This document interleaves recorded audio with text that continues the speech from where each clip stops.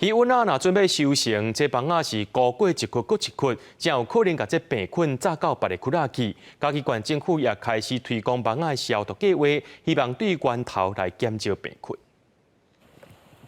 鱼缸伫鱼温内底分两边来救网啊，协助渔民来看鱼啊。这使用网具若是有去过有鱼病鱼温，就有可能会搁活着其他的鱼温。嘉义县政府要来推广网具的消毒计划。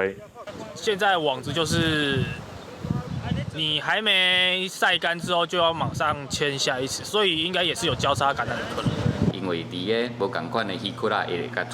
去弹开就对啊吼啊，所以咱县政府啊，伫个今年度啊，咱就来做这个补助咱的渔民吼，来去做这个消毒的动作。鱼啊准备要收成的时阵，鱼缸一个早时啊，就爱无用2-3个鱼温。同款的网具就有可能来传播鱼病。县政府向渔民来推广网具消毒，希望会当为源头减少鱼病的传播。伫个咱的窟仔先做消毒啊吼，啊，落喺落窟的时阵，吼，都会使去保持讲即个网啊是清气的，吼，较袂讲甲遮的病毒吼，甲遮的细菌带来咱的窟仔底。我们这个网工啊，